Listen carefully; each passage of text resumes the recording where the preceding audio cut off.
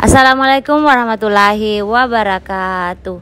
Gempa dan gelombang tsunami Aceh yang terjadi pada tanggal 26 Desember tahun 2004 lalu meninggalkan luka yang mendalam bagi rakyat Aceh khususnya.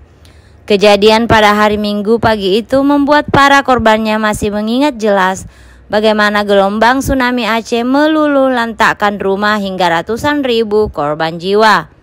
Salah satu penyintas korban tsunami Aceh adalah Cut Putri yang menyaksikan hingga merekam detik-detik tsunami Aceh yang pada saat itu air tsunami melewati kediamannya yang berlokasi di Gampong Lamjame, Kecamatan Jaya Baru, Banda Aceh.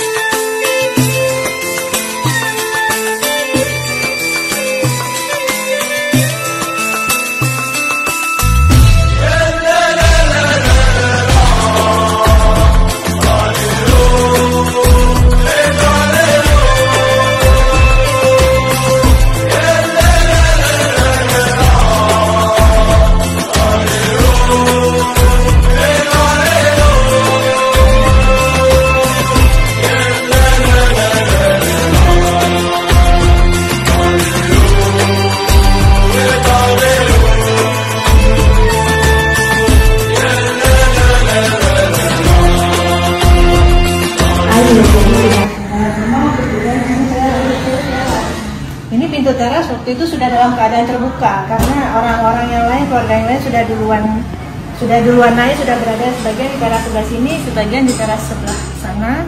Ini saya sambil kameranya juga sambil on. Jadi setelah dari sini kemudian dari sana langsung saya rekam, kemudian saya ke arah sini.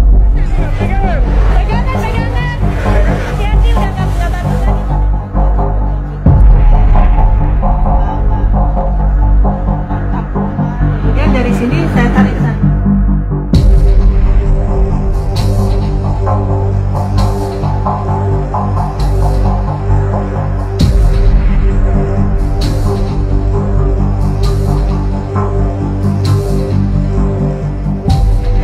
Mau merekam semuanya lah, mumpung masih hidup.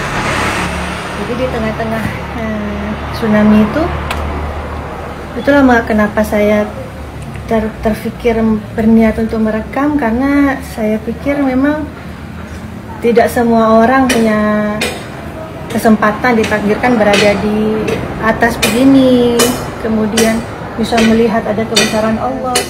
Cakap-cakap sama Allah ya, saya bilang ya Allah, kalau memang saya mati sekarang, saya ikhlas, saya titipkan Abi, Umi, semua keluarga padamu ya Allah. Cuma satu saja ya Allah saya minta, tolong izinkan saya merekam kejadian ini. Nanti kalau memang rumah ini rubuh dan saya ikut masuk dalam air, saya bilang sama Allah, saya akan berusaha tetap merekam 1 detik, 2 detik. Saya masih hidup, saya rekam terus.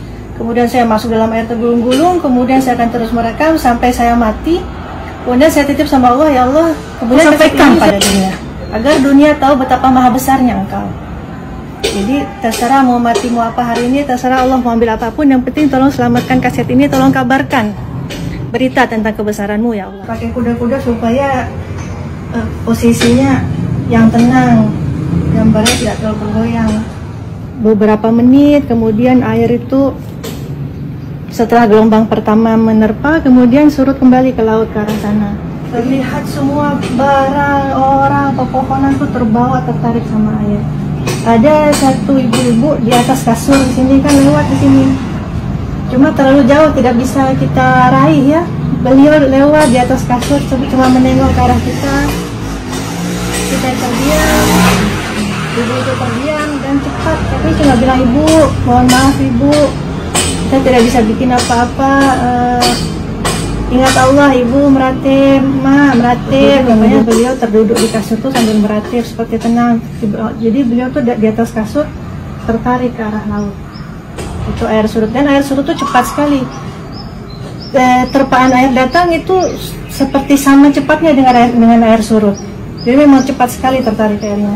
Sedang dari proses surut air, kita mendengar ada suara orang minta tolong di dalam rumah. Jadi saya keluar, saya masuk ke dalam. Saya ke dalam, rupanya di dalam ini ada abi saya dengan abang tuh sedang mencari-cari di mana arah suara. Nah, terus kata abi itu ada suara orang. Oh itu rupanya saya, karena saya berdiri di sini saya bisa lihat. Nah dia akhirnya kameranya saya arahkan ke sini. Antara sini, kemudian saya zoom. Oke, jadi kita akhirnya berhasil bawa naik. Beliau tertidur di sini. Kalau lihat di video ada bapak-bapak sih tertidur sambil gantungan kunci kereta motornya tuh masih di. Jadi beliau katanya dari arah Ulele lari naik motor, kemudian terkena ombak, motornya hilang, beliau hanyut. Rupanya kuncinya masih tersangkut di jempolnya. Jadi ada di sini beliau tidur. Kita kasih rehat di sini. Tidak lama kemudian setelah kita berhasil angkat bapak itu, rupanya datang lagi gelombang kedua. Gelombang kedua saya sempat ambil waktu dari arah sini.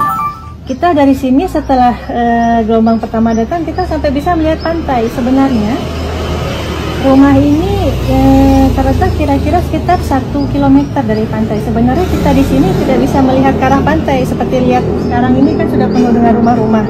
Jadi keadaan aslinya itu juga penuh rumah, kita tidak bisa melihat pantai. Tetapi setelah ombak pertama datang, seluruh rumah-rumah ini habis sehingga kita bisa melihat langsung ke bibir pantai sampai bisa saya zoom.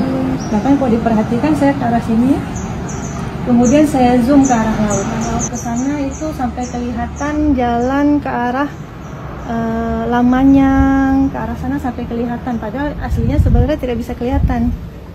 Nah, di atas atap ini ada beberapa orang yang sedang bergantung itu di genteng yang terbawa air. Ini ada anak duduk di atas ini, di atas teras.